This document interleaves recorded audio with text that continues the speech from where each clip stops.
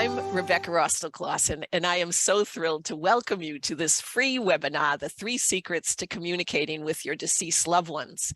It is my total honor to also introduce our co-host, Christina Gavalis-Valdivia. And let me share a little bit about who Christina is. Christina is an occupational therapist at Northwell Health in New York, and she supplements this position by being the administrator for OT Leaders and Legacy, as well as she contributes to the Therapy Ed certification for occupational therapy practitioners book. She received her Master of Science degree from the University of Scranton, and she's also a graduate of the OT certificate program in low vision rehab from the University of Alabama. Christina's been my magnificent Zoom co-host for all my Reiki Immersion online classes for about the last 3 years.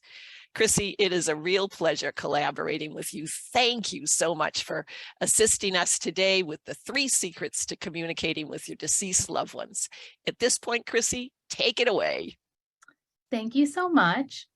First, I just want to welcome everyone to this special webinar with Rebecca Austill-Clausen. We're so glad that you're joining us for this live online event, the 3 secrets to communicating with your deceased loved ones. We're overjoyed that you're here. My name is Christina Gavalis-Valdivia, and I'll be your host for this webinar, and I'll be supporting Rebecca as we go through this amazing content. She will explain how you can have contact with your deceased loved ones in only 3 steps so you can transform your grief into love.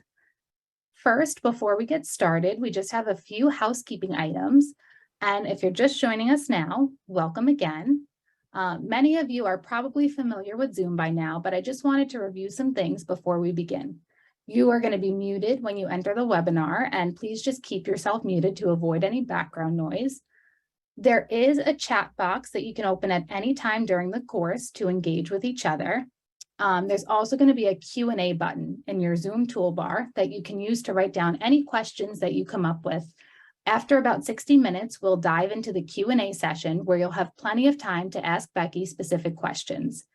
If you have a question midway through the webinar, please use the Q&A button only to add your questions and not in the chat box. It'll make it easier for us to keep track of your questions.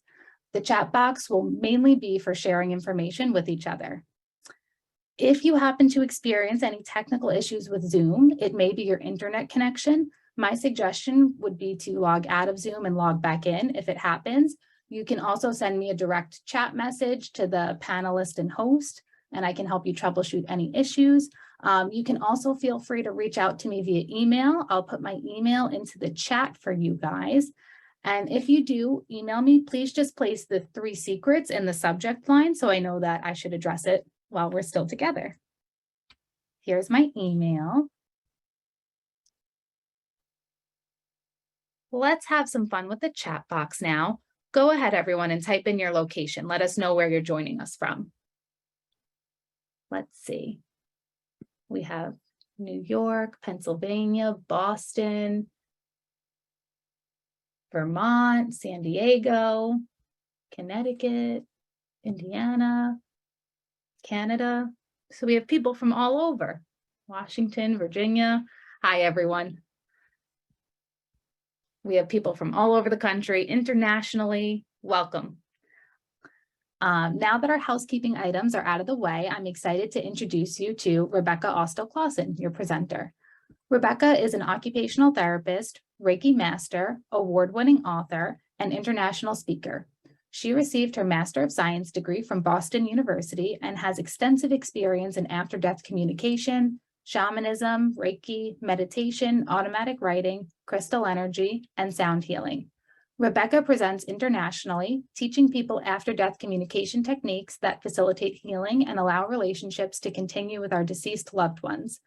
She has presented after-death communication workshops at the International Association for Near-Death Studies, Helping Parents Heal, the Compassionate Friends, Lily Dale Community of Psychics and Mediums, and at dozens of holistic metaphysical locations. And now I'll hand it over to your special guest and host, Rebecca Austill-Clausen. Hello, everybody. It is so nice to be here. And thank you, Chrissy, so very much. You are a total blast. And Chrissy is very good with being a co-host. And so if you have any technical issues, please feel free to reach out to Chrissy. I am so thrilled to let you know we have over 300 people registered for today's webinar. So wherever you're from, welcome. It's really wonderful to have you here. I'm very excited to share my 25-year journey with the afterlife with you. And when I pronounce the word here, it's definitely a Boston accent. I live in Pennsylvania, but you're going to hear Boston for the next probably hour and a half. So let me get rolling here. During this webinar, I look forward to assisting you so that your mind can awaken and you're able to receive messages from your loved ones living beyond. 25 years ago, I had no idea that the afterlife is real, an afterlife that is accessible to all of us living on Earth. I had no understanding at all that we could communicate with our loved ones living beyond. And for those of you that are here, it's very sad to lose a loved one, and I express my absolute deepest sincere sympathy and support for you. And I'm so sorry that you're interested in learning how to continue connecting with your loved ones because they have passed. But bottom line is that you can still continue having a relationship with any of your loved ones that are living beyond the veil. How would it feel if you can continue to maintain your communication and your relationship with your deceased loved ones? You know, I've asked this question to thousands of people, and 99% of the folks say, oh my gosh, if I could continue the relationship with my loved ones that have died, I'd feel great. I'd feel wonderful. But about 1% say, nope, I don't want to do that. I absolutely want to remember them just how they are on Earth. And that's totally fine.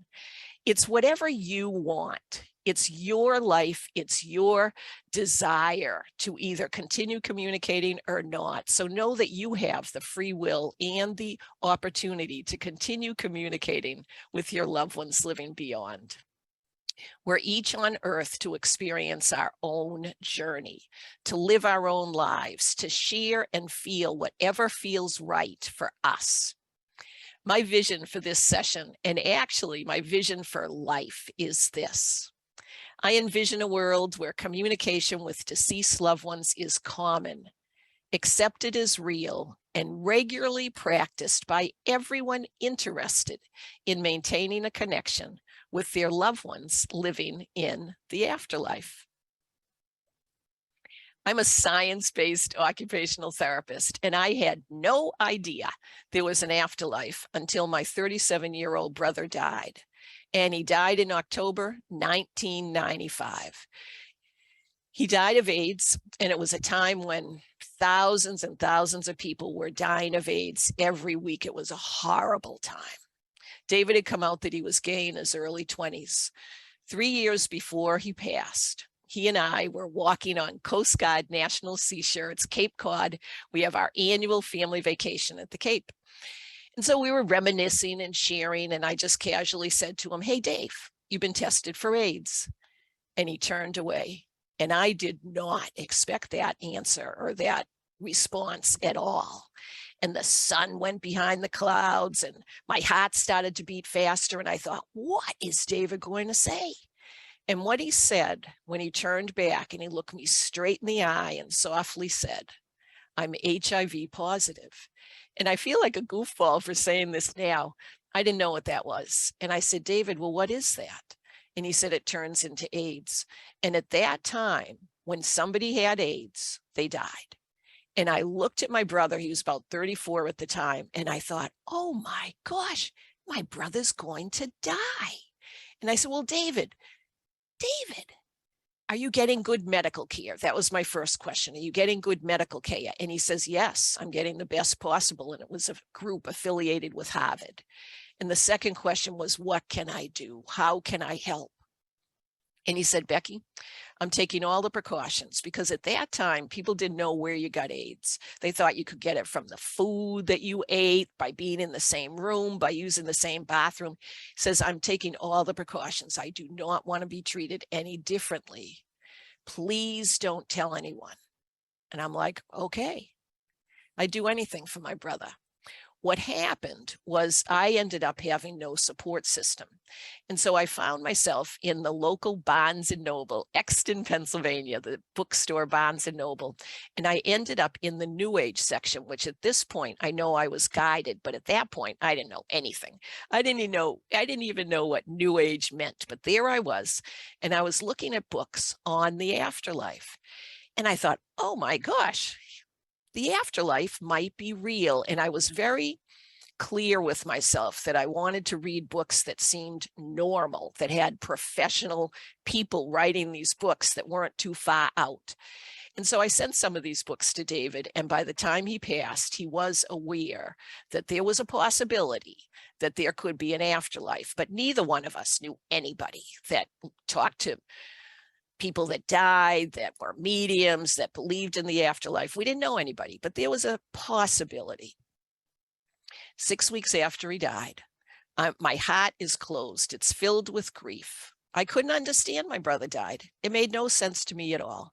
I think everything in life is positive, and I could find nothing positive about the fact that David was dead. It was a beautiful day. I was riding my horse in Chester Springs, Pennsylvania, and it was our first frost, and it was mid-November, and we had icicles hanging from the trees and rainbows sparkling. And I opened my heart just a little bit. And I said, thank you, universe. Thank you, universe, for a beautiful day. I closed my eyes, and there was my brother.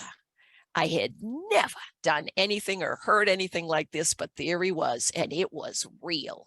He was wearing a black and red plaid flannel shirt, dungarees, and sandals. And I started to talk with him because I had never done this before, and I realized I could just send thought in a second. I could just send thought. And I said to him, how are you doing? And he was great. And of course I was too, because I'm with my brother. And I looked to the right, and there were my grandparents, Abe and Bessie Dole from Wellesley, Massachusetts. They had passed about 10 years ago. They were there. Edward, one of David's best friends that had passed about 6 months ago, was there. Holly, a friend of mine who had passed 20 years ago in a motor vehicle accident, she was there. And behind them were about 24 other people that I knew had passed. And I looked back to David, and behind him was a golden arch. Now, it's not McDonald's. It was a golden arch, a beautiful arch. And these books that I'd been reading said that if you ever see a doorway or a path and it feels right to you, go through it. And so I looked to David to see if he'd take me through this golden colored arch. And instead, my 4'10" grandmother, Bessie Dole, takes me by the hand, and we skip through this golden colored arch. And we ended up in a fuchsia colored land. The color was very similar to what's on this slide. Believe the afterlife is real and accessible. It was almost that color, only even brighter. Now, my husband, Jeff, and I have 2 children, 2 wonderful sons, and their names are Kenny and Ryan. Kenny's, I believe, 33, and Ryan's 31. And so both of them say, Mom, as you can imagine, they've heard this story a few times. Do not say fuchsia. And I'm like, but it was fuchsia. And I say, why shouldn't I say fuchsia? It sounds like you're tripping. It sounds like you're high. It sounds like you're loaded. I wasn't any of those. I was just riding my horse through the Christmas tree farm. And so it was fuchsia. Well, anyway, I'm in this fuchsia colored land, and I hear my other grandfather, my paternal grandfather, because grandma and grandpa were my mom's parents. So now I hear my dad's dad, and he had passed about 15 years ago. And he says in a very loving manner, get over here. And I'm like, all right, Gramps, how are you doing? And he takes me by the hand, and we fly through this fuchsia colored land, reminiscing, sharing thoughts. It felt like for hours. And all of a sudden, my horse starts to move. So I'm sitting on my horse, and I could feel the horse walking. And I said to Gramps, Gramps, I need to go back. So we do this immediate U-turn in this fuchsia colored land. He brings me right back to the golden arch. I fly through the golden arch, land in front of my brother. The horse is still moving. And there's my brother. There's my grandparents, Edward, Holly, 24 other people, and the horse is still moving. And I say, in my thought, I say, I need to go back. And you know what they all said at the exact same time? We will always be here. We will always be here. And I pulled up the reins and I thought, what just happened to me? It was incredible. My whole life had changed. I sat on the horse for about 20 minutes and then decided to go back to work. Okay, I'm going to go to work. And I sort of put it aside until that night. And I went to the library. Now, this is 1995, so we really didn't have the internet. And so I went to the library and I started walking up and down the aisle. And I'm not exactly sure what I thought would happen, but I do believe I thought a book would fall out that would be the book that I needed. Well, that didn't happen. So I then went to the health food store and I looked at the bulletin board and nothing resonated. I was looking to figure this out. What just happened to me? And I looked at that bulletin board and I stood there for a moment and I asked for a teacher. And I encourage you to ask. If you're ever looking for something that you just can't figure out, ask. And you say, well, who do I ask? Well, there's a whole philosophy that we have guides and things like that. I didn't know who to ask. I just asked, please send me a teacher. A couple of weeks later, Dr. Amy Carroll, who's an occupational therapist, and I'm going to mention occupational therapy probably a number of times today. I don't mean all occupational therapists believe the afterlife is real, but for me, being an OT, it was validating for other OTs to have similar philosophies. So Dr. Amy Carroll comes in, occupational therapist. She was on my staff, and I had a growing private practice. And she said, Becky, how are you doing? Well, there was no way I was going to share what happened to me. And I said truthfully, well, Amy, it's really rough. And she said, I met someone I think you'd like. And I said, well, who's that? And she said, I met a shaman. And by this point, I'd read at least 200 books about the afterlife and all of that. And so I had an idea, but I didn't really know. I said, well, Amy, what's a shaman? And she said, a shaman, she says, I'm not really sure either, Becky, but a shaman believes that everything in life that's natural has energy. And she talks to people that have died. And I'm like, no kidding. Well, anyway, she introduced me to Nancy Iriel, my wonderful shaman friend. And I ended up apprenticing with Nancy for 3 to 6 hours a week for a year. And it was absolutely fabulous. And I learned how to continue communicating with my brother. I met all sorts of guides, communicated with probably hundreds of people and spirits and guides that first year. It was absolutely fantastic.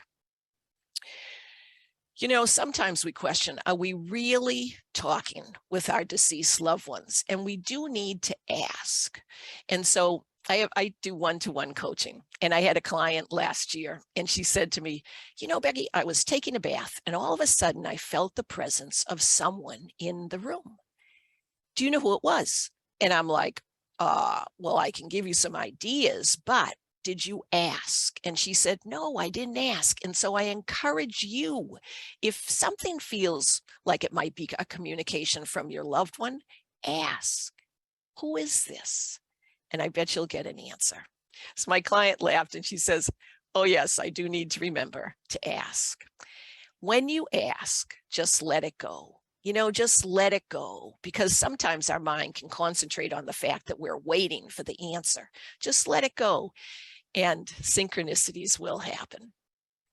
So Nancy Iriel lived, she passed a couple of years ago. She lived in Reading, Pennsylvania. And I thought, my gosh, Reading, Pennsylvania, that's an urban city. I thought if there were shamans, they lived in Brazil or Peru or something like that. So shamans are all over. You really can meet quite a variety of shamans. And just for your information, Reading, Pennsylvania is the Reading Railroad that is used in Monopoly. Just a little fact that I find most entertaining.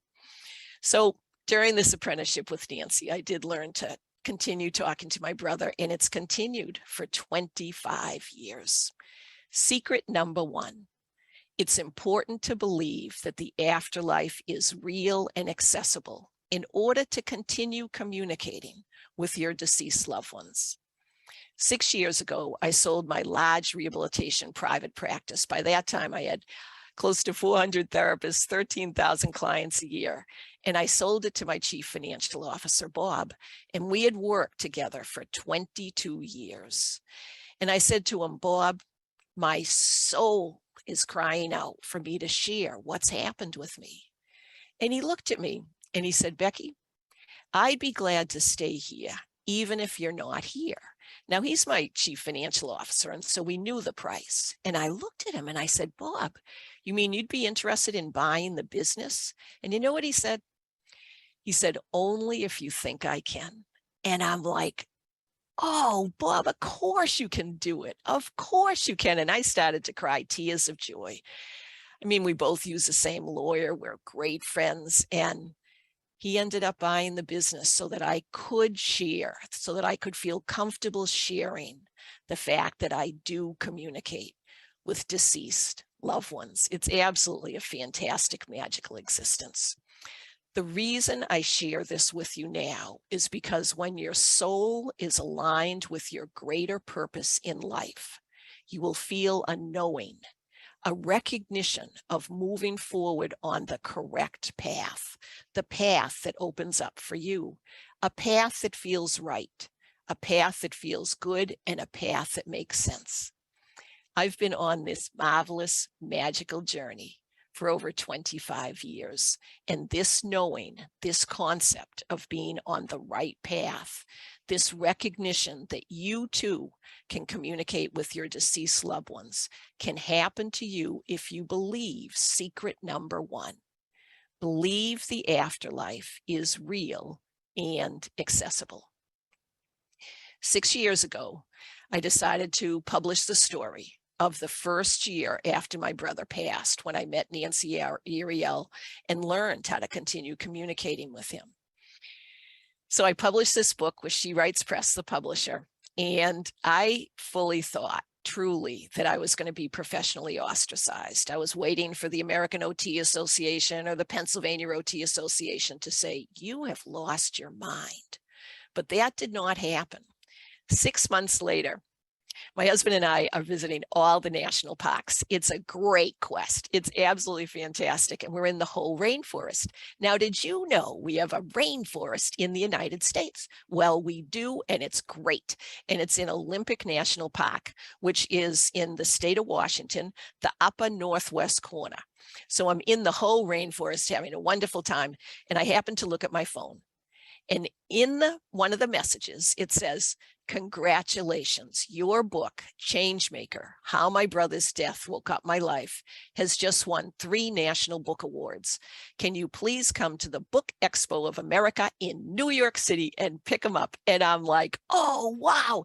And it was such a validation for after-death communication being real. And so my husband drives me to Seattle. It's about 4 hours away. I fly into Philadelphia Airport. I pick up my illustrator, Mickey McAllister, and we go to the Book Expo of America, and we had our few moments of fame. At the end of every chapter, so the chapters start with the month that David passed. Chapter 1 is October. Chapter 2 is November, chapter 3, December, and each month absolutely was incredible as far as the opening of the afterlife secrets that happened to me. It was absolutely incredible. At the end of every chapter is what's called an illumination. And this is where I give about a 2 or 3 page summary of activities and suggested concepts so that you can have that same event happen to you. That's my OT part coming in there. I really want people to learn how to do this if it works. And subsequently, Changemakers won 2 more National Book Awards. It's just been a blast. I share this because it's important to follow your heart, to allow yourself that we do have an afterlife, and to believe that you can communicate with your loved ones living beyond. You know, one of the reasons why my mind could allow this to happen was because I had read about 200 books. Not that you have to read 200 books, but somehow we need to quiet our mind to allow our heart to lead us forward. Not everyone visualizes loved ones. I was lucky. And most of the time now, I do not see David. I hear him. I don't see him. So most of the time, you won't see people that have passed, but you may get a sign or a symbol or have a knowing or a feeling, a scent. You may smell them.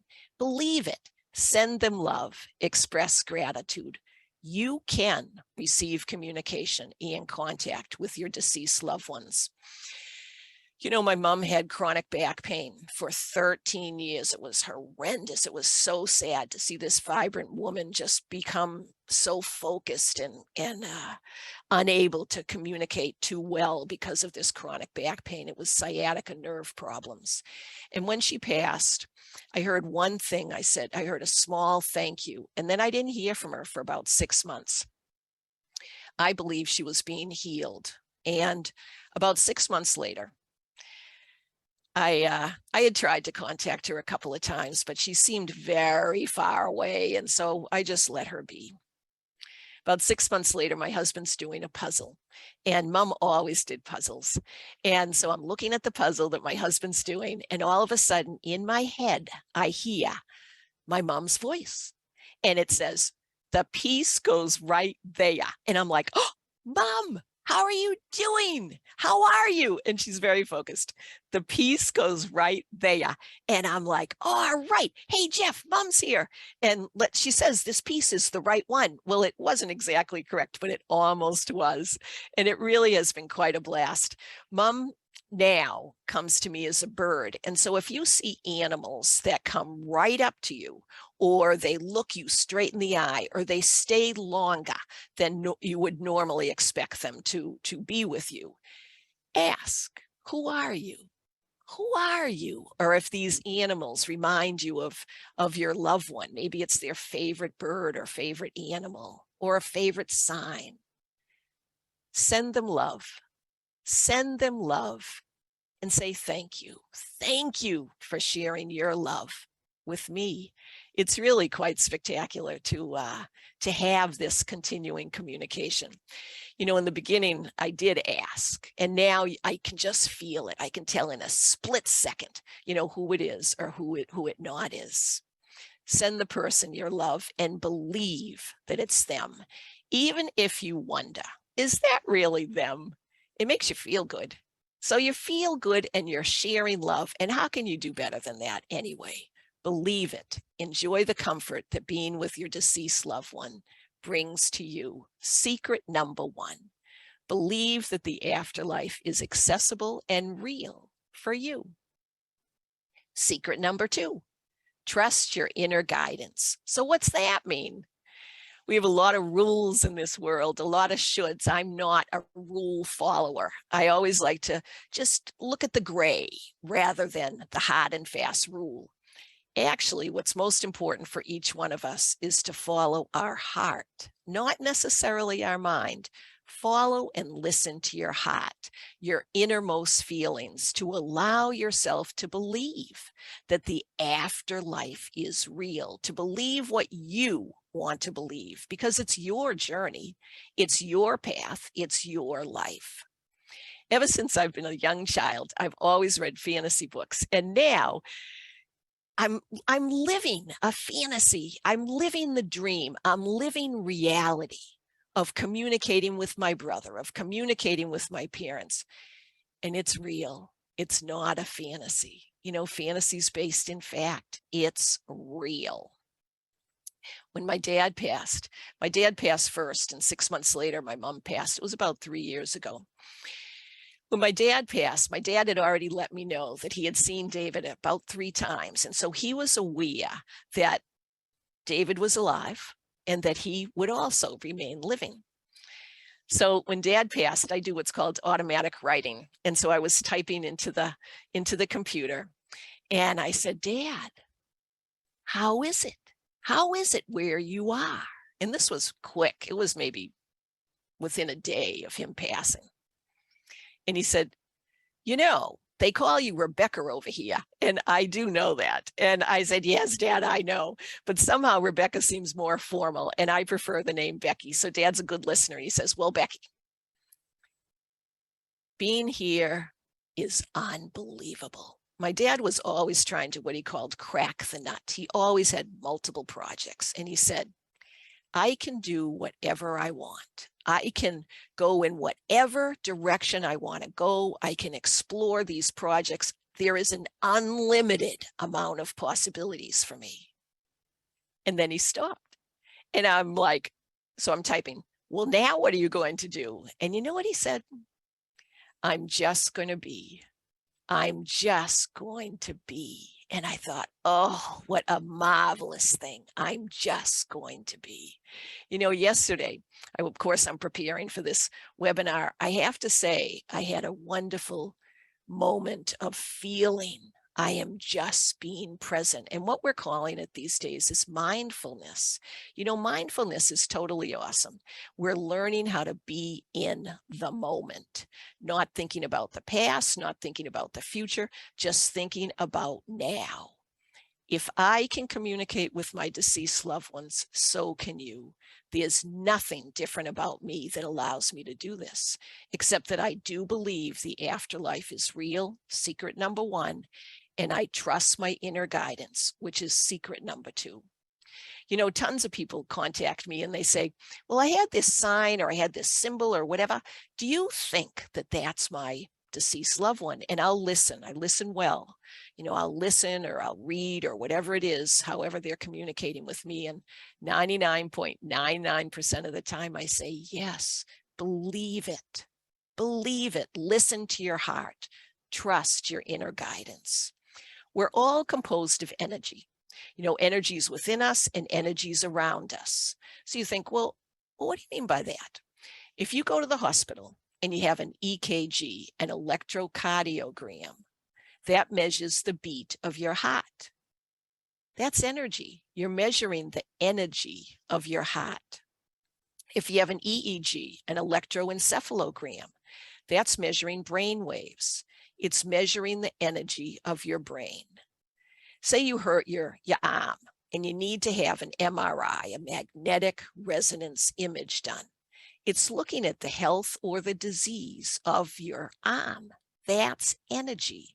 Our bodies are composed of energy. Sound is energy. Nature is energy. Our consciousness is energy. Everything real and natural is composed of energy. When we pass, our consciousness remains and just our bodies die. Our consciousness moves into a higher realm of reality, a higher realm of existence, a higher vibrational realm, which we can access. Now, 85% of after-death communication occurs in dreams. I believe our consciousness leaves our physical body and travels in this unconscious reality where we can access. So if you're visited by your loved one in a dream, believe that's real. These are usually very special dreams that you remember. You know, most of the time we don't remember our dreams, but believe it. I encourage you to have a journal beside your bed or a piece of paper or something that you can write down so that you can remember signs and symbols that you've received. Put the date on it and the year, because you're going to get these from now on and you're going to start thinking about this. And sometimes your mind's going to say, you're just making this up.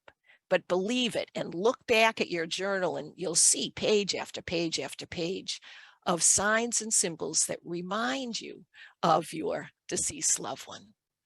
Believe that the messages are real. Trust your inner guidance. Trust your heart.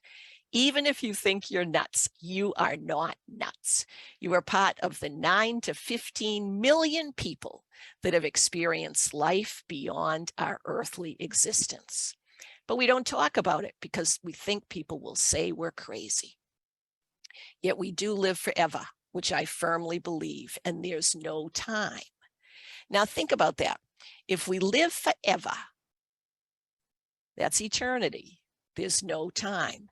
You know, when I had my business, I built in 5-minute increments, and it took me years to understand how can there be no time? I'm communicating what our worth is as therapists in 5-minute increments, and there's no time. But if we live for eternity, there's no time. Allow yourself to live in the now. You don't have to think in the past, don't have to think in the future. Now is how. we live. Listen to your heart. Can you imagine doing something differently if you do believe that we live eternal existence? Think about it for a minute. Can you allow yourself to think about doing something different? Time is just an earthly concept.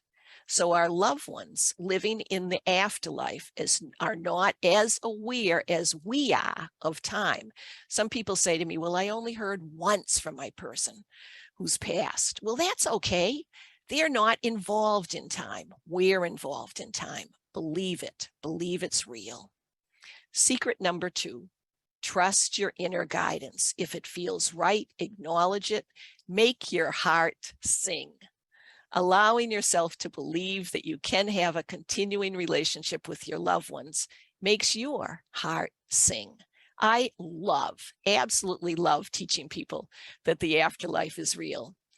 And sometimes our mind gets in the way, and I get it. I understand. It took me 20 years to have the courage to share this information, but I'm happy to assist you to have communication with your deceased loved ones. For a few moments, let me just share an upcoming course that I have. It's called After Death Communication Weekend Workshop. After I present the components of this one weekend, 2-day course to teach you how to communicate with your deceased loved ones, we're going to go back to the 3rd secret. The past 2 years, when I've taught after-death communication in a very similar format, a very similar component to this one, 100% of the people that took this course, After Death Communication, 100% said they believe they can receive and share communication with their deceased loved ones when I sent them a 3-week post-course survey.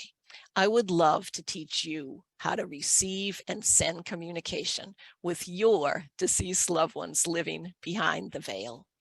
Your grief recedes and you can move forward knowing that your loved ones will continue to have a relationship with you. I had no psychic or spiritual experience before my brother came. If I can do this, so can you. And if you already are receiving messages, this course will help enhance your ability to receive even more. There are 8 training modules, including a PowerPoint presentation, questions and answers, experiential components, one-to-one partnering, downloadable guided meditations, handouts, books, and resource recommendations. Each module is recorded, so you don't have to worry about attending the whole weekend. So let me show you. Let me give you a quick snapshot. Module number 1, the afterlife, communicating with those beyond. Our first session will assist you with techniques to relax your mind in order to receive communication from your deceased loved ones. So many people say, I can't stop my mind from thinking. I have too many thoughts. When our mind is filled with day-to-day stuff, it's hard to allow ourselves to relax. You learn how to relax and you learn how to heal your grief. That is in session number 1. Second module is one of my most favorite subjects. It talks about nature's cure, opening to the healing power of wild places. Forest bathing. We talk a lot about forest bathing. It's a new concept that's come to the United States really within the last 5 to 7 years. There's statistically significant results that after 2 hours of spending time in nature, in the forest, our cortisol levels, which is our stress enzymes, decrease just within 2 hours. Spending time outside in nature can help reduce your grief and enhance your ability to send love to your deceased loved ones. We also talk about the benefit of walking labyrinths and how you can find labyrinths in your own community.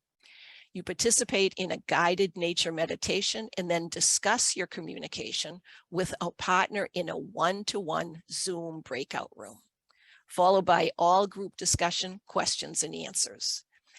After every module, there's a break. Third module, first day, Paula Lentz. She is totally awesome. She's an esteemed businesswoman who learned that she could communicate with her brother. She had an experience driving his truck 3 days after he passed. And she says it it allowed her to view infinity. She shares her journey, and then she has a totally cool technique where she explains additional techniques to allow people to communicate with their loved ones. So she's our first guest presenter. Module 4 is a blast. Module 4 is the last module of day 1. And we talk about after-death messages, understanding signs and symbols from the other side. We also explore using divination cards, oracle cards, and shuffling them if you have one physically present. And if you don't, I give you lots of resources of how you can get them before the class. And also we have computer-generated divination cards, and then mindfully choosing the right divination card for you. And you'll get a message that really is quite profound. It's pretty interesting. I was lucky to see my brother David after he passed, but most of the time, again, we don't see people, we hear them. And this session teaches us that signs and symbols sense, turning on the TV when your loved one's favorite show comes on, going into your car going into your car and having your loved one who has passed favorite song on the radio. Numbers, we learn about numbers. You know, it's pretty interesting. David passed on 10/1, October 1st. 1 is new beginnings and 0 is completion. It was a couple of years ago, and I was driving to a holistic expo. It was the first one of the fall, and I was going to be talking about after-death communication. And I looked at my odometer, and the entire odometer was all 1s and 0s. And I said, "Oh, wow, David, thank you so very much." You know, it is so fun to recognize these signs and symbols that are available. You know, I've been talking a lot about deceased loved ones that have passed. This also works for pets. And so you can have these same signs and symbols and recognitions from your pets that have passed. You can learn how to identify your pets or your animal's unique energy stamp. Day 2. So we start out day 2 with a wonderful session. This is the one when we communicate with your deceased loved ones. You've already had 4 preliminary sessions. You've slept that night. Maybe you've seen something in your dreams. We come back the first session of day 2. Communicating with the beyond, reaching your loved ones in the afterlife. By this point, you've experienced multiple guided meditations, because we do a guided meditation for a majority of the modules. You've discovered the ability to take time for yourself, honoring the passage of your loved one. Nature has bestowed her healing bounties on you. You've listened to a guest presenter, and you've learned about the different signs and symbols that mean your loved one is around. Module 5 is where you put it all together, and then you share and you receive what happened in a one-to-one partnership session with a partner that's automatically chosen for you. There'll be plenty of times for questions and answers, specifically at the end of that one, as always. Module 6, let's learn how to enhance our after-death communication using Reiki and crystals. Now that you've discovered how to receive and send communication, let's make it even better. Let's make it even more profound. Reiki is a natural healing energy modality that uses our own energy in order to heal. I teach it in one-day workshops, and I've been teaching at Goss for about 15 years. And I teach it to medical professionals and all others. You can learn it in one day. In 2017, Duquesne University called me up and they said, "Hey, Beck, it's really quite interesting to have our faculty attend your Reiki classes at the American Occupational Therapy annual conference. We would like you to come to Duquesne University, which is in Pittsburgh, Pennsylvania, and teach our graduating OT students, all our graduating OT students, Reiki." And I'm like, "Okay, that'd be great." And they said, "How about if we partner with the Pittsburgh, Pennsylvania Occupational Therapy chapter?" And if you don't mind repeating this again, I was teaching the students on Friday, and they said, "Why don't you stay there? And on Saturday, let's bring OTs, physical therapists, nurses, whatever from the community, and let's have you teach Reiki."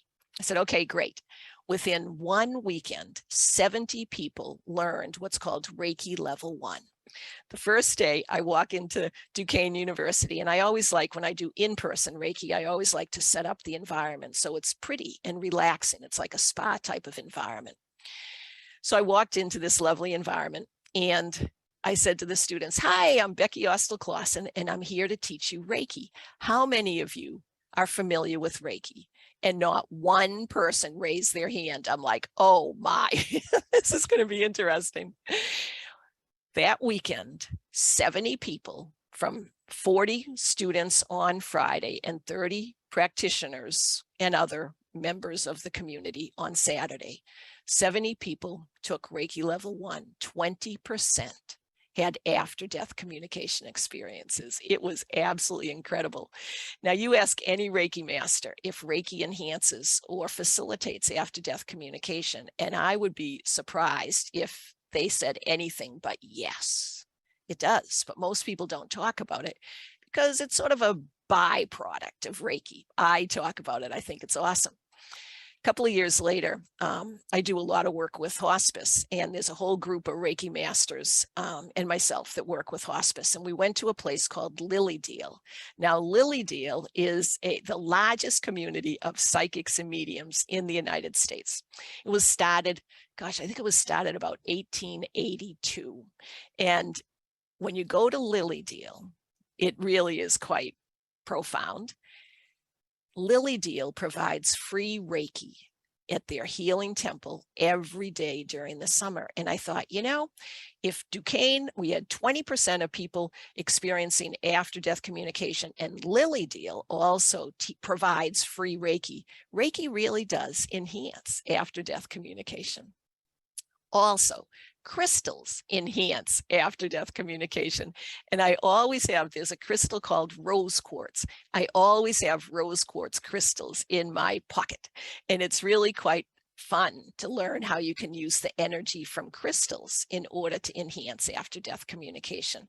Crystals are what powers our computer, our radio, our TV, and people have learned how to use crystal energy spiritually. So we discuss a variety of crystals as well that enhance after-death communication. Module 7 is a gift. I am so excited to bring Dr. Jeff O'Driscoll, physician, Dr. Jeff O'Driscoll, to our after-death communication weekend workshop. He is an emergency room physician. He's been chairman of his department, and he sees and communicates with spirits. He's been doing it for decades, and he kept it quiet for decades, and then he paused his practice, similar to what I did. He paused his clinical practice in order to share how to do it. And so you get to hear his story and learn techniques that he has designed to facilitate after-death communication. And this is the last module, Module 8. You learn how to integrate afterlife contact and enjoy the connections that remain forever.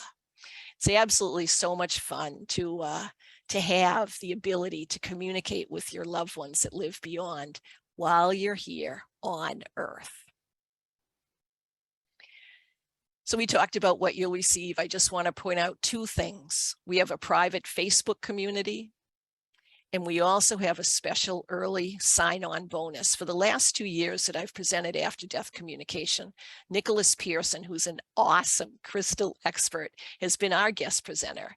And so I've got the recording of one of his sessions where he talks about crystals and talks about which crystals enhance after-death communication. It's an astounding presentation. And so for an early sign-on bonus to register for this class, you get that free registration, free recording, along with a discount. So we're almost done. We're almost done, and we go back to the third secret.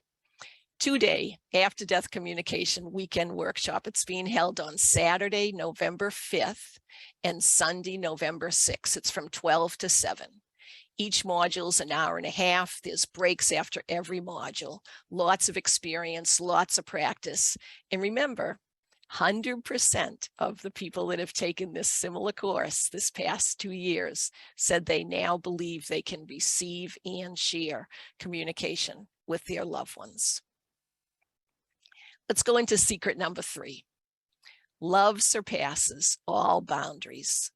Love is the strongest emotion there is.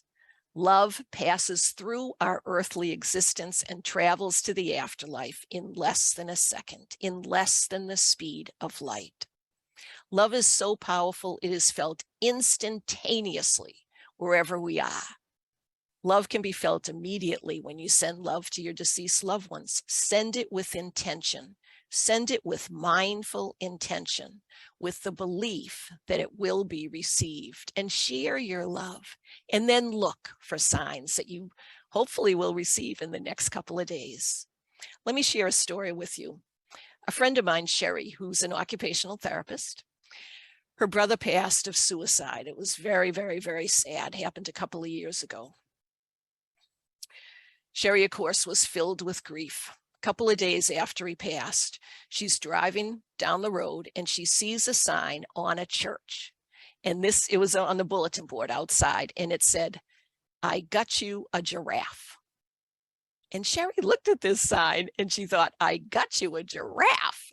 Now, Sherry collects giraffes. And so she thought, I believe in the afterlife, and I believe I can receive communication. Let me see if this means anything to me. And she drives to her brother's home. Of course, he wasn't there anymore. He had passed a couple of days ago. And she lifts up the garage. And in the garage were 21 stuffed animal giraffes. You know, we talked about numbers. 2 is partnership and 1 is new beginnings. Her brother loved her so much that before he passed, he bought 21 giraffes for his wonderful, loving sister. Sherry trusted her guidance. She believed the afterlife was real. Secret number 3, love surpasses all boundaries. When I teach people after death communication, I always encourage you to write it down, to write down these experiences. And we talked about keeping a journal beside your bed, or if something happens during the day, write it in that journal. We often forget the synchronicities that occur when we start to believe the afterlife is real. When you go to bed tonight, I encourage you to lie there, calm yourself, breathe in relaxation, and ask for your loved ones to appear or to send you a sign. Imagine your love being sent on a rainbow going up to your loved one, or a shining white light pulsing with love going up to your loved one. I encourage you now, if you will, and I always say, if I give you a recommendation, if it doesn't resonate, don't do it. It's your life. I encourage you to close your eyes. And if you don't want to close your eyes, it's totally fine. I encourage you also to uncross your arms and uncross your legs, because energy flows nicely when there is a crossing of our arms or our legs. This is just one way to do it. So I encourage you to have your feet placed on the floor, uncross your arms, uncross your legs, and close your eyes. And take a nice deep breath and breathe in peace. And release any type of stress that you may feel. Just let it go. Breathe in joy. And release any type of anxiety that seems to be within you. Breathe in love. Breathe in love and let the love for yourself and for your loved one living beyond go all through you, and share this love. Share this love. Share it with your deceased loved ones. And express gratitude. Thank you for being in my life. Now, with your eyes still closed, I encourage you to, with what's called soft eyes, slowly open them up. Slowly open them up and come on back. Sit quietly with your heart open, knowing that you've just shared love with your deceased loved ones. Keep yourself alert to signs and symbols that may remind you of your loved ones, particularly in the next couple of years. Let me share one more story. Keep taking nice deep breaths. Come on back. A friend of mine had a son that passed. He was 18 years old. It was very, very, very sad. There were 2,000 people at the funeral. About 3 months later, she was very, very much still missing her 18-year-old son. And she was up in his room, smelling his clothes just to still feel his presence. And his name's Adam. And she said, Adam, if you're still alive, would you please send me a sign? Immediately, the house alarm system goes off. Whoa, whoa, whoa, whoa, whoa. And she's like, oh my gosh, Adam, thank you so much. And she runs down the stairs. In the kitchen was her mom and her sister. And she says, this is Adam, this is Adam. And her sister, who had been to a variety of after-death communication classes, she believed in the afterlife. After Sherry explained her story, the sister said, yes, I believe this is Adam. And the mom said, no, that's not Adam. You just wish it was Adam. You are going to encounter people that don't believe. But again, it's your life. It's your journey. I encourage you to believe that the afterlife is real. Love surpasses all boundaries. Share your love. It will be received. And this is the final secret number 3 for sharing and receiving after-death communication with your deceased loved ones. So this is our last slide. I hope you found the 3 secrets to communicating with your deceased loved ones enjoyable, thought-provoking, and believable. Everything I have shared is true. Everything I have presented is possible for you to send and receive communication with your deceased loved ones.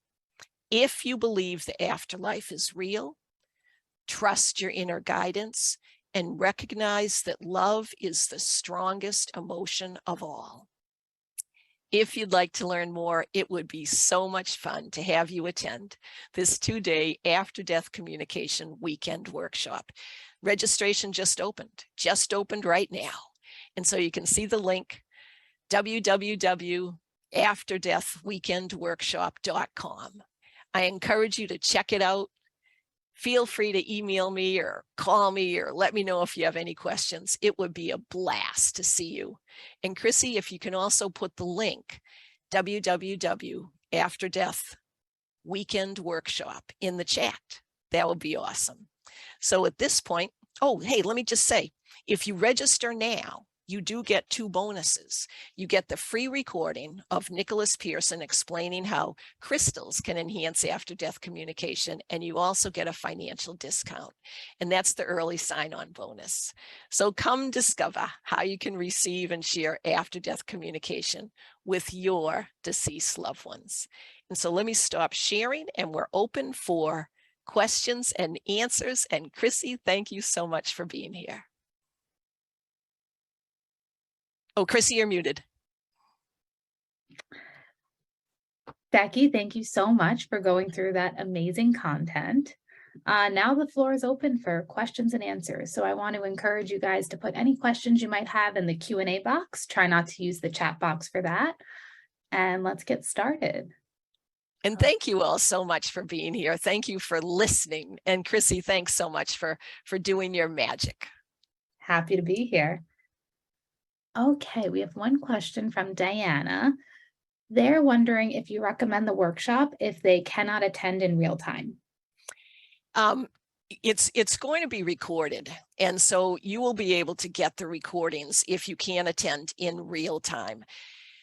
It's interesting trying to decide whether to receive recordings or not if you can't attend at all. And it's up to you. If you do well with recordings, absolutely, I'd recommend that you sign up to do this because it works. It absolutely works. You know, that first year where I presented this similar workshop. And when I say similar, this one's even more enhanced. I always enhance it every single year. This year we're doing Zoom breakout rooms where you can actually discuss things. We have 2 guest presenters. The content's been expanded. There's lots of new information that's come out even in the last couple of years. And so it's so fun to, to provide this information. In that first year when I did the 3-week post-course survey and said, do you believe you can receive and share communication with your deceased loved ones? And it came back 100% yes. I'm like, holy moly.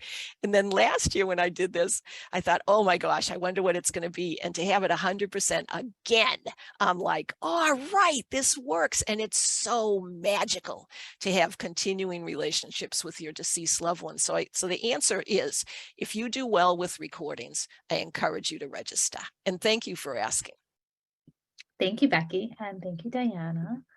Our next question is from Jill. They're wondering if you ever find greater ability to connect with deceased loved ones during a full moon. Oh, that's a great concept. Yes, that is totally awesome. I love doing this during the full moon.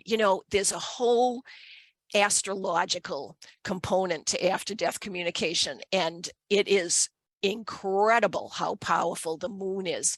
And if you're interested in the moon, that's a wonderful supplemental activity to learn how to add the moon to your after-death communication. But yes, now not every time, but a lot of times when there's a full moon, I'll go out and I just open my heart and just even spending a few moments looking at the moon, feeling the moon's rays come into you. It's so profound and it's so peaceful and so healing. And that's a wonderful time to send love to your deceased loved ones. On this moon idea, have you ever had sun tea? And that's where you have tea that you put outside in ideally a crystal glass container, and you put a few tea bags in it, and you put it in the sun purposefully to have the sun infuse the sun's energy in this crystal glass container. Try doing that with moon tea. So if you take a crystal, and the reason I say crystal is because glass is much easier for energy to pass into than plastic. So if you take glass, you have this glass container, you put in 3 or 4 tea bags, ideally herbal tea that feels good, whether it's chamomile or spearmint or whatever, and put it out in the light of a full moon. And then the next morning, go out and get this magically infused moon tea and have a little ceremony with yourself. Take a little, maybe a crystal cup or your favorite mug or whatever, and pour the moon tea in. It's subtle, and it's so wonderful to feel the rays of the moon going through you. And to combine that with after-death communication, give thanks to your loved ones for being there. Give thanks and express your love. Send your love to your deceased loved ones as you drink this moon-infused tea. So yes, the moon is awesome, and it's definitely a facilitator. That was a great concept. Thank you for asking. Thanks, Becky, and that sounds amazing. It's fun. It's really, really nice. Our next question is from Jane. They're wondering if you can please repeat the name of the person who works with the crystals and afterlife communication. Yes, and it's in the website that describes this course, and the website is After Death Weekend Workshop. And so if you go After Death Weekend Workshop, so it's Nicholas Pearson, Nicholas Pearson, Pear, sorry. Pearson. Nicholas is the author of 6 books on crystals, and he, in my opinion, is the hottest crystal expert out there. And he also is a Reiki master, so he's got the combined Reiki plus crystals. He's incredible. I just listened to this recording a couple of days ago, and oh my gosh, he talks about the metaphysical properties of crystals, and then he talks about which crystals enhance after-death communication. It is an excellent, absolutely excellent recording. he has a wonderful book called Crystal Basics, and then he has all these supplemental books about crystals, and so you can just check them out and look online, and on the website that describes the workshop, you'll see his picture and the books. I think I put some of the books that he does on that one, but we certainly have all the links to the books. If you sign up for the course, you have what's called a boutique of books, resources, and videos, and every module has a boutique of books, resources, and videos, and they're all linked and they're all easily accessible, and they're designed for that particular module. And it's an incredible resource for you. I annotate every bit of information that's in there, and all his books are listed, and they are excellent.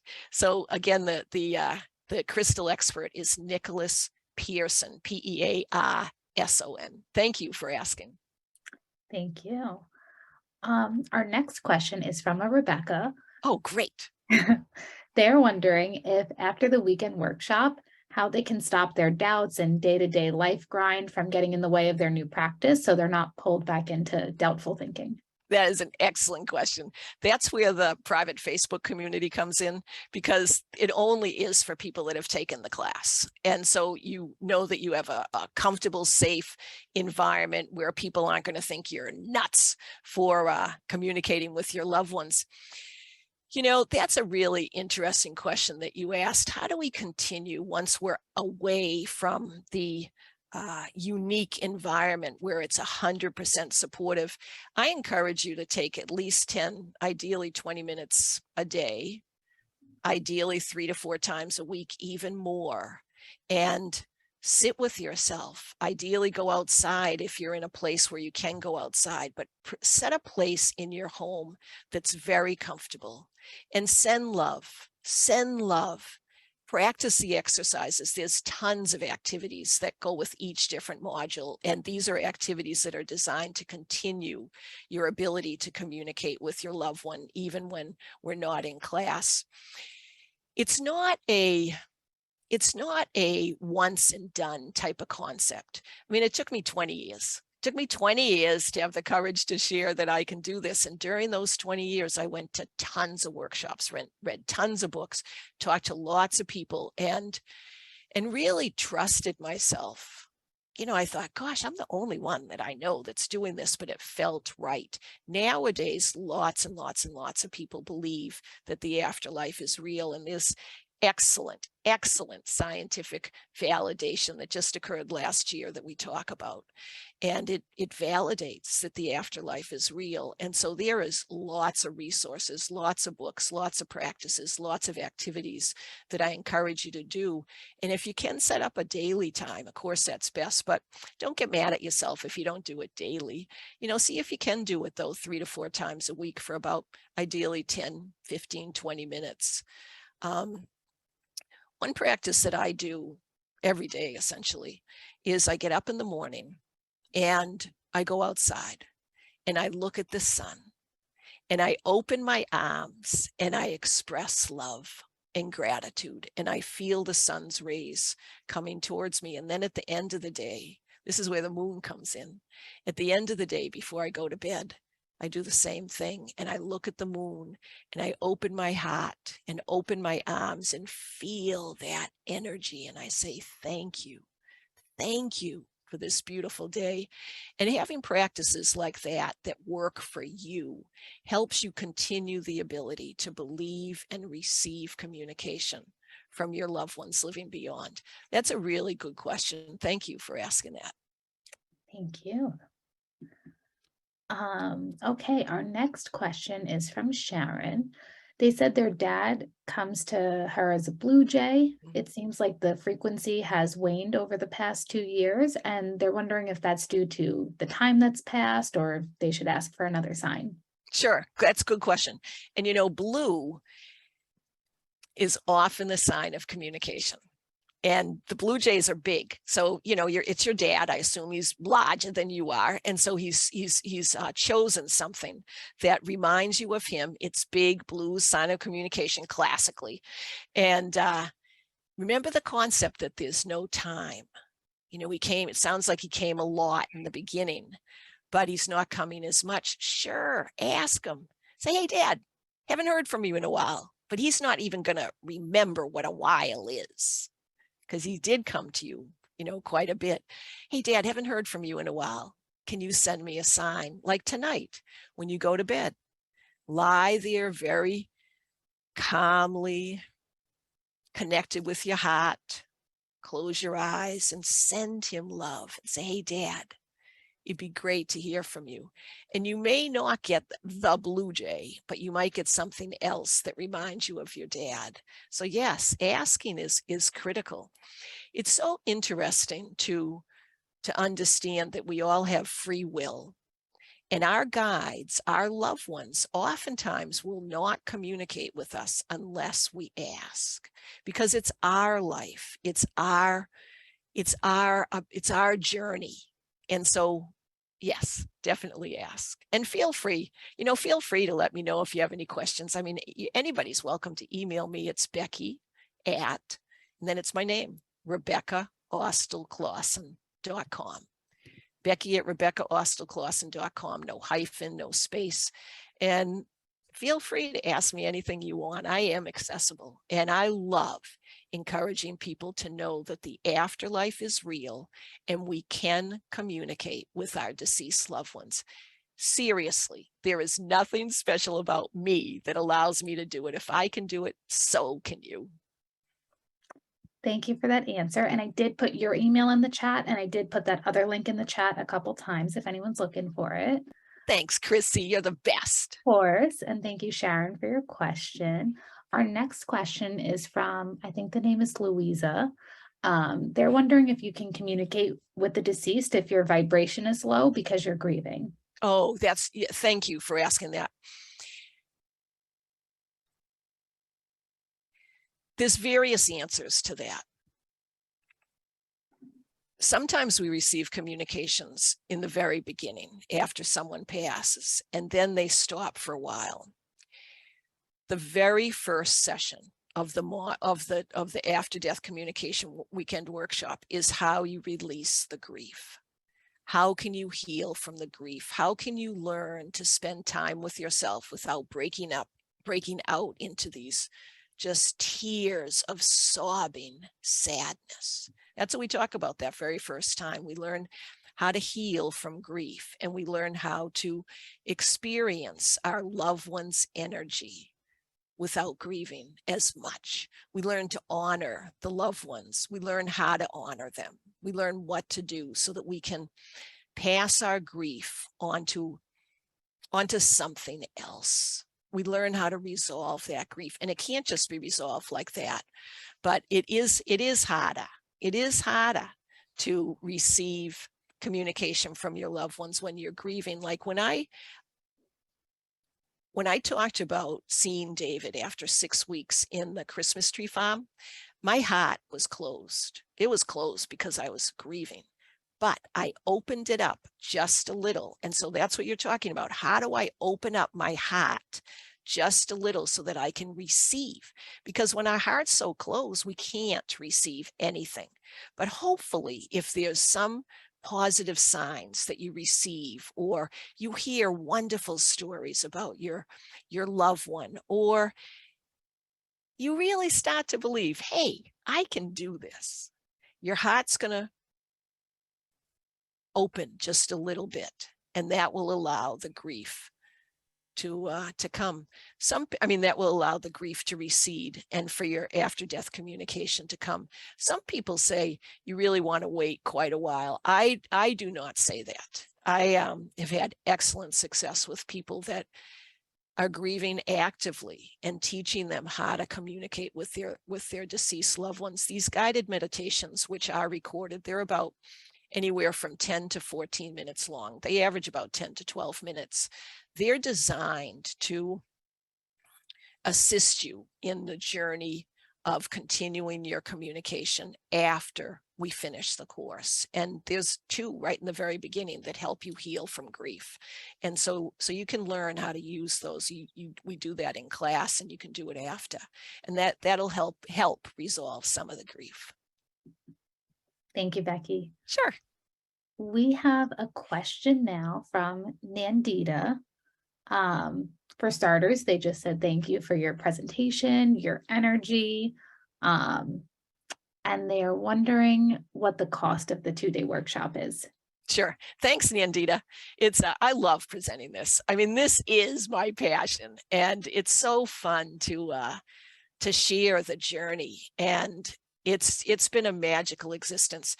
The after death communication weekend workshop costs $349, and you can pay it all at once, or you can pay it in 4 monthly segments. And the 4 monthly segments, it's $87.25 per month. So it's $349 if you sign up now. If you sign up now, it's the early sign-on bonus, and this goes on for another week or so. It's only $315. And so you get a nice discount for signing up now, early sign-on bonus, and that is $78.75 per month. So you do that for 4 months. So it's $78.75 a month for 4 months, or $315. And the other bonus about this is that you get this awesome recording by crystal expert Nicholas Pearson. And for those of you that are on, you'll receive an email that says, hey, the early sign up bonus is ending, so if you're considering it, do it now. So you'll get an idea when that ends. So thank you for asking. Thanks for asking, and thanks, Becky, for your answer. Next, we have a couple of questions related to Reiki and after-death communication. So we have one from Sabrina, who's wondering if they're going to have the opportunity to learn how to combine Reiki with afterlife communication. Oh, hey, thanks, Sabrina. You're going to learn about Reiki during the after-death communication course. I teach after-death communication. Classically, I've been doing it in the fall, and then in the spring, I do Reiki immersion online, Reiki immersion, IMMERSION, and Chrissy is our wonderful Zoom host for that. She's absolutely magnificent. And so during the Reiki immersion online, they're 1-day certificate provided courses. So there's Reiki Level One. That's where everybody gets their Reiki energy activated. And you learn self-Reiki first, and then you learn how to give Reiki to your family, friends, clients, colleagues, pets, and loved ones that are living beyond the veil. And so it's the ability to communicate and combine Reiki with after-death communication is part of all my Reiki courses. We're going to talk about it and experience a little bit of it in the after-death communication weekend workshop. But really, when you learn how to do it is at the Reiki Immersion online 1-day certificate provided courses. So Reiki Level One is done on a Saturday. I encourage people to take both Reiki Level One and Reiki Level Two. Reiki Level Two is when you understand why and how it works. And we definitely talk further in Reiki Level Two, which is offered the very next day on Sunday. And actually, it's going to be March 25th and March 26th, 2023. And it's similar format as this one, and it works very, very well online. And we have Zoom breakout rooms, and it really is quite a wonderful way to learn how to give Reiki. And sometimes you do receive communication with your loved ones right during Reiki immersion online. And it really is quite spectacular. So it definitely occurs during Reiki immersion online. And we will talk about the components of it during the after-death communication weekend workshop. So thank you for asking that. It's a wonderful enhancer. Reiki is a wonderful enhancer of after-death communication. And I don't know other people that are concentrating on this component as much as I do. It sort of is my specialty, and it's absolutely taken off, and it's been a blast. So keep the Reiki immersion online if you want to learn more, but you'll also learn it, some basic principles and how you do it and all of that. And we have questions and answers after every single module in the after-death communication weekend workshop, so you can ask there too. Thank you, Becky, and Sure. thanks, Sabrina. And then that ties a little bit into a question from Colleen.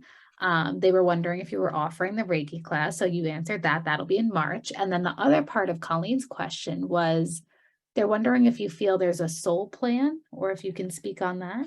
Yes, and I realize I need to say, if anyone is interested, hopefully you're interested in attending the After Death Communication Weekend Workshop and Reiki Immersion online, which actually a lot of people do.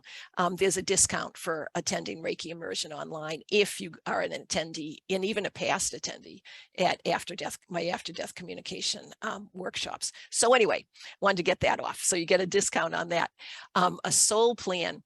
Yes, I do believe there is a soul plan. With that being said, it's a good question. Thanks for asking. We have free will, and our soul plan, in my opinion, can change when we come to Earth. There's a lot of reasons why we may choose to come to Earth, because if we believe, which I absolutely 1,000,000,000% believe, that we live eternal existences, it's a conscious decision of ours to come to Earth. So we've all decided to come to Earth at this time, at this challenging time of the earthly existence. We've all decided to be here. For those of you that are here, I would consider each one of you light workers. You're a light worker. I mean, this is really quite a time of upheaval, but your ability to want to communicate with your loved ones, your ability to share love, you're a light worker. And so way to go for being here. You probably had a plan of what you wanted to achieve when you came to Earth. And most of the time, when I say follow your heart and trust your interests, instincts, secret number 2, that heart resonates with your soul plan. We're so biomechanically minded, particularly in the United States. We are just so scientifically bound that it's challenging for us to listen to our heart when our mind says that is ridiculous. But if you listen to your heart and you allow yourself to believe, your soul plan will get activated. I have a Reiki master friend of mine. Her name's Ellen.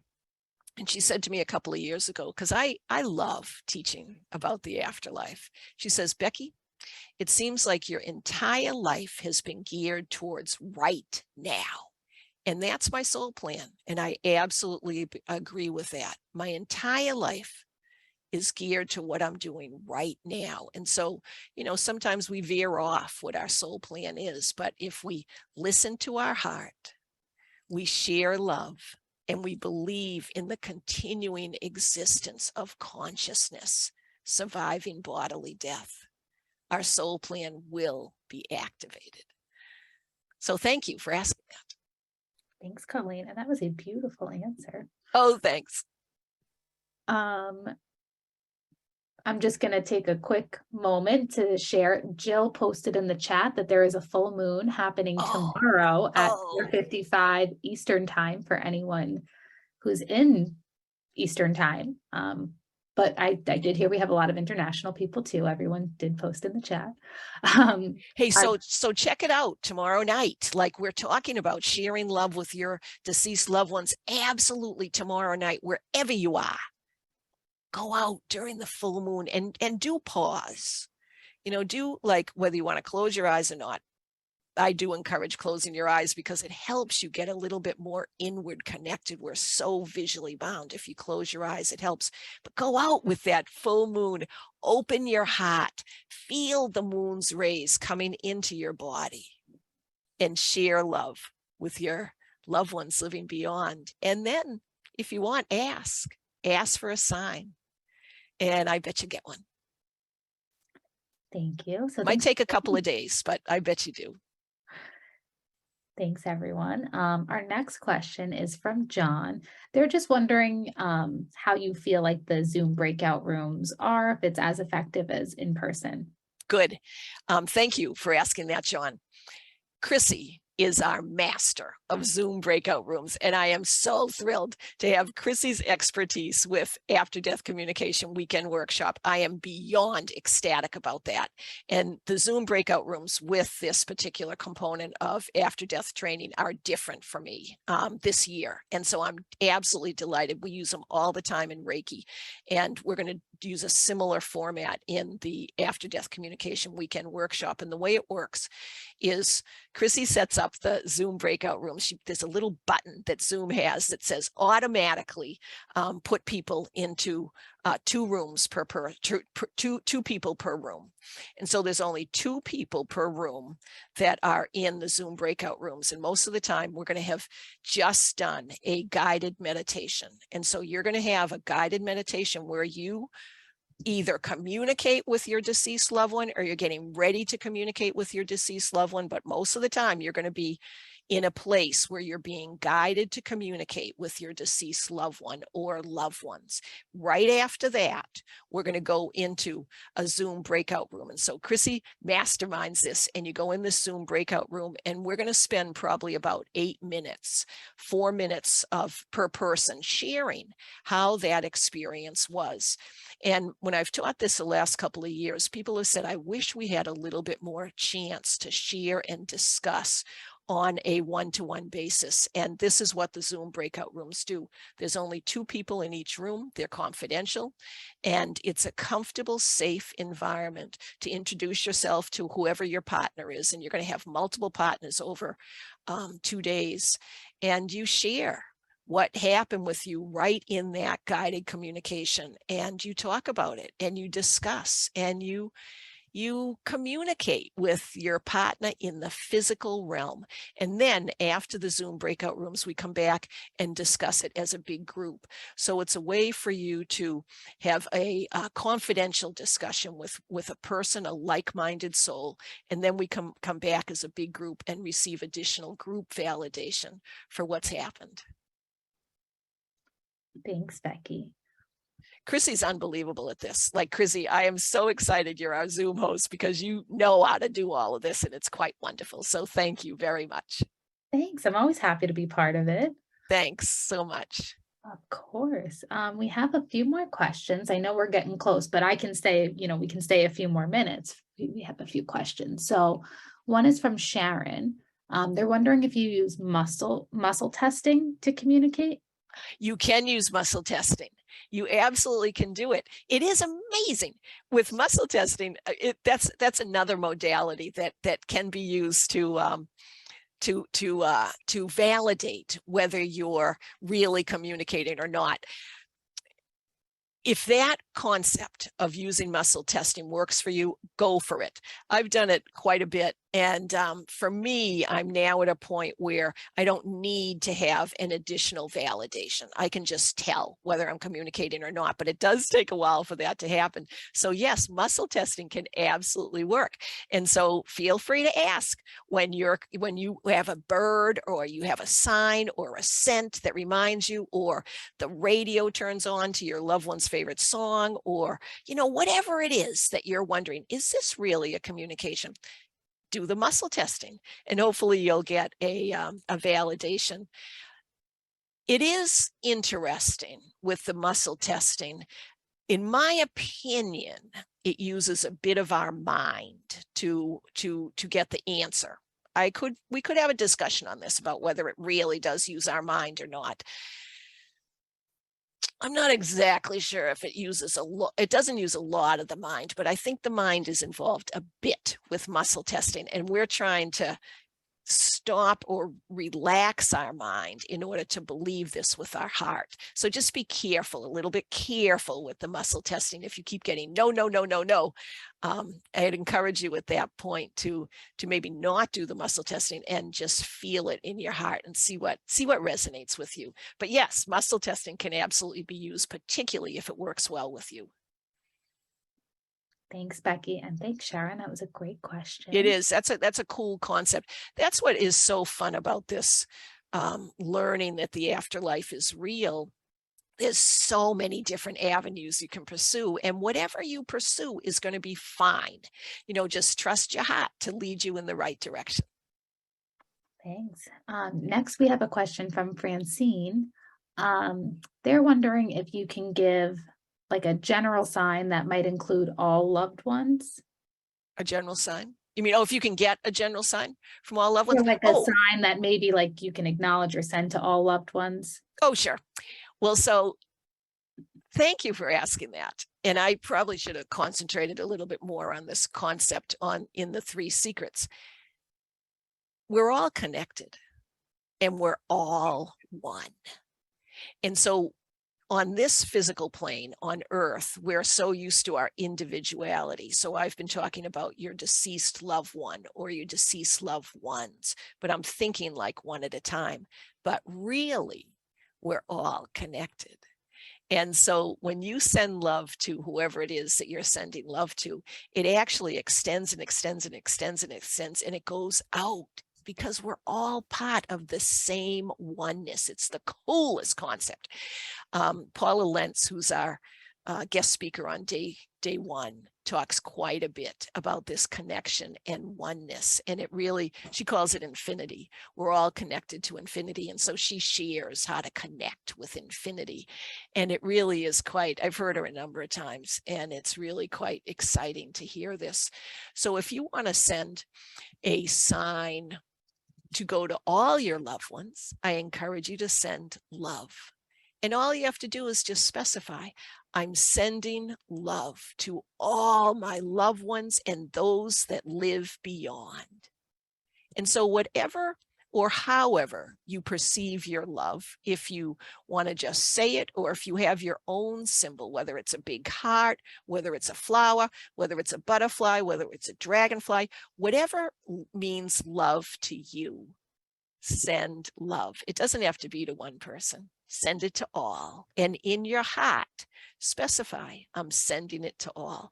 Because quite frankly, that's what happens anyway. So wonderful question. That was excellent. You know, I've been teaching this for about 15 years, and I don't think anybody's ever asked me that question. And that is totally cool. So thank you very much. Thank you. We have one more question before we get too far from it about the muscle testing. Nandita was just wondering if you can explain what the term means. Sure. And people that do muscle testing more than I can maybe explain this even better. But a lot of times, if you hold out your arm, and you can do it, I'm just going to give you an example. You hold out your arm and then you ask a question. Am I communicating with my loved one? And if you're able, how's it go? If you're able, right, if the answer is yes, I think this is how it usually works. If the answer is yes, then your arm stays up. If the answer is no, you're not communicating, then the arm goes down. I think that's the general concept that we're primarily talking about. And so then you think, well, how does that work? And so it's really quite interesting. There's all sorts of courses and classes and such on muscle testing, and you can learn it fast. And so that was just for me, just a little bit of a caution about try to release your mind with this, and then you say, well, my body's not connected to my mind. And so, just if it works for you, great. If it doesn't work and you get too many no's, but you really feel like it might be someone that is communicating with you, then I encourage you to maybe not use it as much. So that's the general concept about muscle testing. Thanks. Okay, we have 3 more questions. Cool. Thanks so much. These are great questions, everybody. One is from someone who's anonymous. They're wondering what your recommendations are for communicating about the afterlife with family who feel that maybe it's not okay due to religious affiliations. Okay, so I'm going to give you a 2-part answer on that. First, it's how do you do this with your family, and how do you do this with people that are religious? Good questions. Thank you for asking that. Speaking on a personal level, I was very lucky that my family didn't think I was totally nuts. Now, there are a number of people in my extended family that I do not talk about this with them because they don't want me to. It doesn't work for them, and I respect that. I try very hard to support everybody's own life journey, and this happens to be a huge passion of mine, and as you can tell, I get quite excited about it, but I don't want to force someone to listen to me if they don't want to listen. So I'd be very respectful about how you share this. The second part is about religion. We do quite a bit under the module on signs and symbols. We talk quite a bit about religious societies and how to communicate with our loved ones when talking about it to people that are religious. And we also talk about it, we talk about the Egyptian societies, and we talk about the societies in Ireland. There's a lot of places that combine religion with after-death communication. Not all of them do. Not all of them do. And as an example, I was just in Salt Lake City, and Utah is a state where there's a lot of Mormons. And it's interesting, Mormons actually do believe that the afterlife is real, but there is a major religious component. And so I'm always very respectful. I'll usually ask like a pretty open-ended question. So what do you think about the afterlife? And depending upon their answer means how I would talk to them or not talk to them about after-death communication. So that's what I'd recommend, is to ask an open-ended question instead of saying, hey, I really believe that the afterlife is real and I'm going to learn how to do this and da da da da. If you think that there's a possibility that they're not going to accept it, then you could say, I went to an interesting workshop today, and what do you think about the afterlife? And then based on that answer can help you like sort of couch your own comments when you share it. My dad is an Episcopalian minister, or was an Episcopalian minister. And so I'm a PK, I'm a preacher's kid. Religion did not work for me, but I tried, and I was a church organist, and, I did all the preacher kids things that you're supposed to do, but I don't go to church because to me, it doesn't fit, but I am spiritual. And there's a whole component called SBNR. I talk about this in Reiki, SBNR, spiritual but not religious. And I think more and more and more people are becoming acquainted with that concept of being spiritual but not religious. And so I'm going to go back to the concept of trust your heart, trust yourself and respect others' beliefs, because it's not up to us to change their opinion. Each person has their own right to believe whatever they want. So it comes back to you. You're here on earth for your own journey. Doesn't have to be about other people. It's you. So I encourage you to live your life the way you want it. Hopefully that helped. I think so. And if there's any follow-up question to that, just feel free to put it in the chat, in the Q&A box. Okay, we have two left for now. One is from Linda. She's wondering if you've taken your Reiki workshop in the past, but haven't practiced for a while. Do you recommend taking the workshop again? Yeah, it's a good question.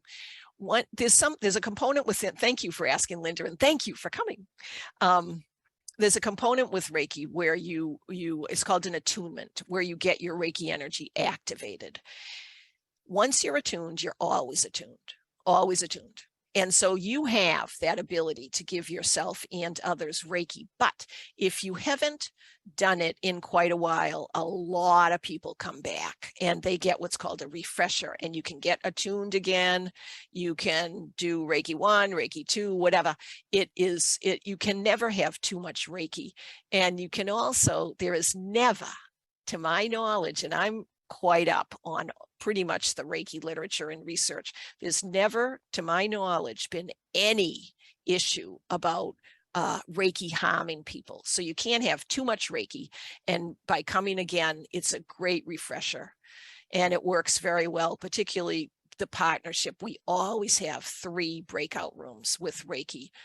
First, you learn about Reiki, and then you have these breakout rooms where you partner with one person 3 different times, 3 different people. And it works great. And so by the end of the day, it will encourage you to get back on the track. It sort of relates to that other question we had about how do we continue once the course is over. See if you can allow yourself to get back in the groove, like maybe start tomorrow at the full moon.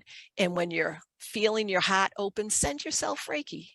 just send yourself Reiki. Just think, I'm sending myself Reiki. Place your hands over your heart and send yourself Reiki. And so that's a nice way to restart. So sure, it's totally fine to take it again. It'd be a blast to see you. And there's lots of new research. Like every year I update the course with the new research, new information, all of that. So it's always growing and changing and expanding. Thank you. Okay, we have one more chat question. It is from Rebecca, and this is interesting. They're wondering if your loved ones in spirit always want to communicate, or if sometimes if they're busy, if they don't want to always be available, or if reaching out will always work. Yeah, good. That's a great question. These questions are extraordinary. Thank you people so much. And Chrissy, you're doing awesome. A lot of times I think we think that people are busy, but if we live for eternity, you're really not busy. And that's what mindfulness is. You know, we learn how to forget the time and just be present in the moment. That's what happens when we're in the afterlife, is we are present in the moment. And a lot of time goes by when people pass a long time ago. Like I'm still flabbergasted that my brother David communicates with me all the time. He's always around. And I'm like, wow, David, that is very nice of you to remain to be so connected with me. And it is quite interesting to know that we're not bothering them, especially when you share love. When you start to ask specific questions that are challenging, or maybe you had a challenging relationship and you're trying to figure it out, you know, that can get a little dicey. But the thing that I've learned, and I've studied the afterlife for 25 years, there is no judgment in the afterlife. Now think about that. There is no judgment. So we may feel like we've had a challenging relationship with someone that has passed, but they don't. And it is really quite wonderful to receive a healing from this person that you've had a challenging relationship with and say, you know, well, you did this or you did that or whatever. And you may get, I'm sorry. I didn't mean to harm you. I wasn't aware of how this was working with you. There's a whole, about how it will be perceived with you. There's a whole philosophy, and we didn't touch on this today, but I can talk for a long time about near-death experiences. When people pass and they have a near-death experience, their body's flatlined. Most of the time, I mean, they do travel, they have an out-of-body experience. A near-death experience is a medical term where people's body, sorry, it wasn't good grammatically, when a person's body flatlines, it's essentially dead, but their consciousness remains. And then they come back. And the thing that they share many times is that they've had a life review. And what happens with the life review is that you see what happens. So you're in this other realm and your body's flatlined, but your consciousness is still alive. You may have a life review where you see what you have done and how it's affected the person or people left on Earth. And so they get to experience what they've done, not only how it affected them, but how it affected somebody on Earth. So they now have the understanding of what they did can affect us. And it's really quite an amazing revelation, and they learn how to forgive themselves, and then they want to forgive that person. And so that happens quite a bit, and there's just thousands of studies on near-death experiences, and we talk about that during the course because it's so validating, and it is a medical event now. But it's quite interesting. There's really not judgment when we pass. And so hopefully that answered the question. Thanks, Becky. And it's so funny that you talk about out-of-death experiences, because one of the synchronicities that you talk about, someone just posted one more question about out-of-body experiences right before you said it. Wow. They are wondering if the course will cover anything about out-of-body experiences, because it might be a good way to communicate, but they understand if it's like hard to teach because it's hard to achieve.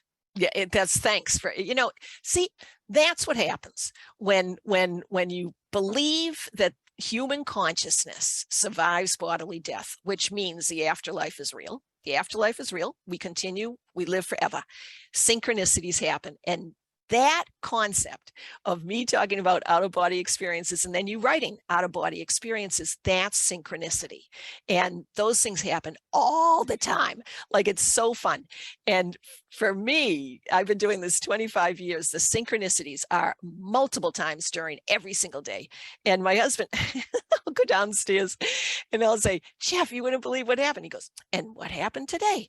And it's just amazing. So yes, we absolutely, positively, without a doubt, talk about out-of-body experiences, near-death experiences, sudden death experiences, spiritual transformative experiences.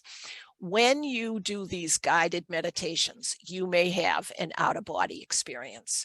And so I set up these guided meditations so that you can learn how to feel the afterlife. Whether you actually have an out-of-body experience or not sort of depends on how involved you get with this guided meditation. But they are set up so that you can have that if you want.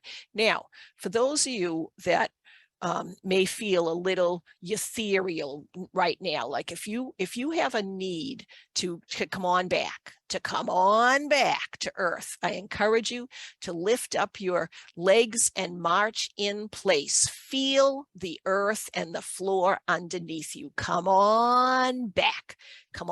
It's called grounding. We do this in Reiki all the time. You're grounding yourself back in reality, because when you have an out-of-body experience, it is appropriate for you to ground yourself and come on back to this physical reality.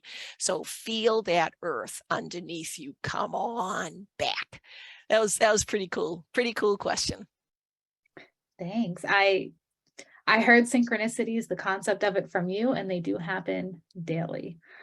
For anyone else who has a question that pops up later, or you just didn't, get a chance to ask, I'm putting Becky's email in the chat one more time. Great. And if it's okay with you, Becky, we have one more question that just Sure. came. All Sure. right, it's going to be a nice one. They're wondering if just loved ones come through, or if it could be any soul. Oh yeah, thanks for asking. Yes, I mean, we're talking about deceased loved ones. I'm not teaching a mediumship course. This is not how you communicate with everybody. I'm teaching you how to communicate with your deceased loved ones. But when you learn how to communicate with your deceased loved ones, your intuitive skills increase, your awareness of the afterlife, of course, increases, and your ability to communicate with essentially, I was going to say anyone, but essentially hundreds of additional people can absolutely occur. And so this course concentrates on our deceased loved ones. But yes, you absolutely will learn how to communicate with others. And it's fun. Like, it's fun. And we talk about all sorts of things about how, it's not scary. We talk about how to prevent it from being scary. It's wonderful. I mean, we're sharing love. You learn a lot of things about how to do this. But the focus is on how to communicate with our deceased loved ones. Thank you. All righty. And that is all the questions we have. Thank you, Chrissy. You're magical. You're wonderful. I love doing this with you. And thank you, everybody, for being here and for hanging with us. And we are doing a recording, so you'll have the ability to get a recording of this session. And thank you so much for being present, for allowing yourself to believe the afterlife is real, for learning that second secret of trusting yourself. And the third secret, the belief in the afterlife's one. Trusting your inner soul, your inner heart is number two. And then sharing love. Love surpasses all boundaries is three. Thank you so much for believing and trusting and loving. You can't go wrong with love. You can't go wrong with love. Share your love, especially share it with yourself. Share love with yourself, share love with your family, friends, colleagues, clients, pets. share love, especially share love with your deceased loved ones living beyond, and have fun. Enjoy the concept of continuing to believe and know that you can have a continuing relationship with your loved ones living beyond the veil. Thank you so very much. It's great having you here, and lots of love to each one of you, always and forever.